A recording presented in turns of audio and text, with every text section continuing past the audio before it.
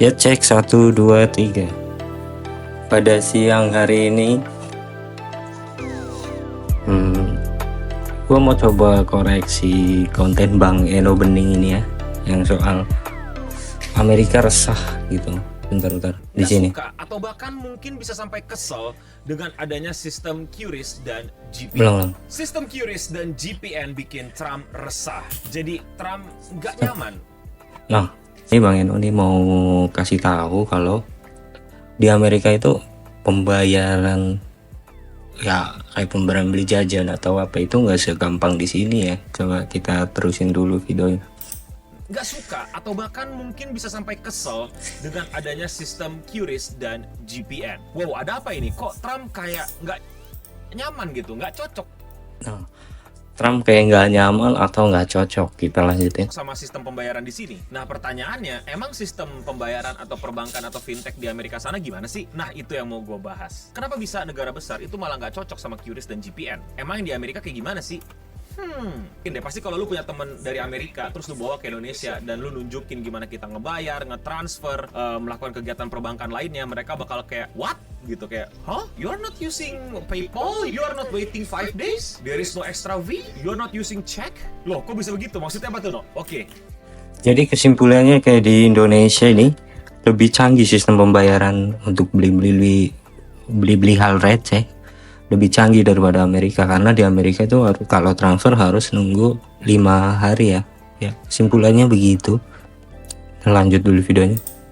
Jadi gini teman-teman, gue langsung kasih contoh-contohnya aja ya. Kalian tahu gak sih kalau di Amerika itu kalian gak bisa transfer duit? Iya, transfer duit. Well, sebenarnya bisa pakai aplikasi lain atau pakai sistem lain dan segala macam. Ada ACH, ada Zelle, tapi kayak susah. Saking susahnya bahkan lu mesti nunggu kayak sekitar 5 hari atau bahkan sampai seminggu untuk transfernya itu terjadi. Sedangkan di sini ya lu tinggal transfer kan, kayak oh gue mau transfer ini ke sini, ya udah tinggal transfer, selesai gitu. Ada nomor rekeningnya, ada duitnya, ya transfer bisa terjadi bahkan bebas biaya. Kecuali yang beda bank ya, kena 2.500 lah ya kalau nggak salah sekarang. Bahkan kita tuh 2.500 jauh lebih murah ya. Dulu berapa sih tuh? Sampai lupa. Dulu 7.000 something gitu. Duitnya ke isi Apple Pay kalian, dompet Apple kalian ya, atau ke Google Wallet kalian, baru kalian bisa melakukan pembayaran QRIS tersebut. Atau tap-tap, ada juga yang tap-tap. Oh ya, kalau kalian mau transfer di Indonesia itu kalian kan tinggal kayak tahu nomor rekening kalian berapa, terus nomor rekening. Nah, jadi pembahasan di sini PayPal bisa digunakan tapi nunggu 5 hari, sedangkan ada sistem yang belum lama ini Apple Pay. Nah, Apple Pay ini udah mirip kayak Dana lah di sini, sekitar kayak Dana begitu ya. Intinya yang nggak bisa transfer perbankan. Nah, perbankan di Amerika sama di Indonesia itu cukup berbeda jauh. Next, kita lanjut lagi. Teman kalian berapa, bahkan nggak perlu nomor rekening kalian ya, kalian ke teman kalian aja gitu, nomor rekening berapa dan lain-lain, selesai. Kalau di sini ada account number plus routing number. Routing number tuh apa ya? Ya pokoknya kayak kombinasi angka tambahan. Kegiatan perbankan tuh yang kayak lu nggak bisa lakuin di ATM atau bahkan di mobile phone lu kalau lu di Amerika gitu. Terbatas banget. Lu mesti ke teller, lu mesti ngantri. Makanya kalau lu lihat film-film sitcom atau berbagai macam pop culture Amerika, pasti ada istilahnya kayak, aduh gue mesti ngantri ke bank, gue mesti ngurus sesuatu ke bank. Kayak kegiatan setiap orang di Amerika. Karena ya, dan jadi memang di negara maju ini soal keluar masuk uang agak ketat ya. Contohnya kayak di Korea, gue juga pernah tinggal di Korea itu. Memang kalau Sabtu Minggu tuh nggak semua bank buka, nggak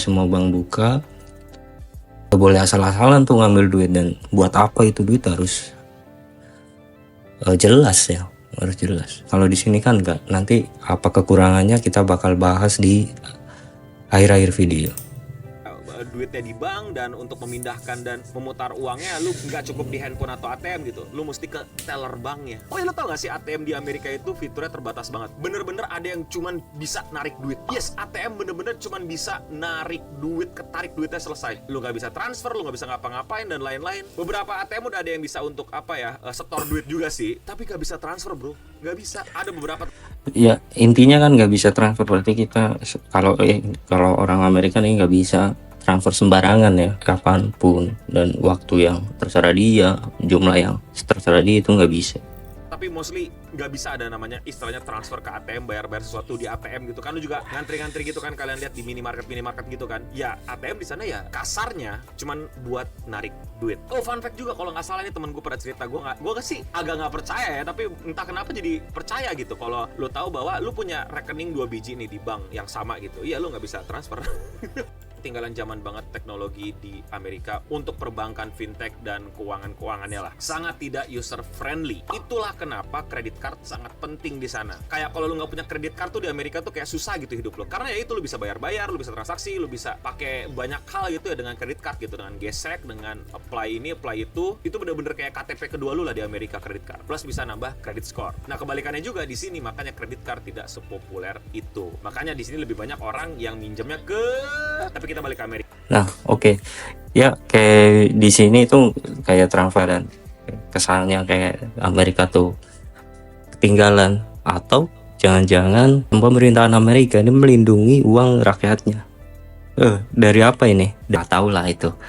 Ya, itu juga ada positifnya ya menurut gua. Apakah itu berarti Amerika ketinggalan zaman? Belum tentu.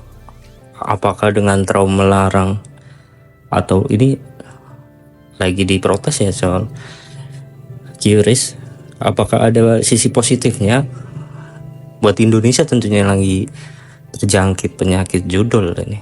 Ataukah apakah kesulitan yang Amerika dapetin yang dianggap jadul ini bakal melerai masalah judul ini? Ya, kita lanjut. Amerika aja. Oh ya, kalian tahu gak sih kalau misalnya kalian juga suka nonton film-film di Amerika, mereka tuh ada kayak cek, tombol subscribe aja. Dan ya, sekian seputar. Nah ya, di video ini kali ini berarti gue simpulin bahwa apa, di Amerika juga lagi booming tentang Bitcoin ya. Maksudnya berarti Bitcoin ini alternatif dari PayPal dan Apple Pay gitu.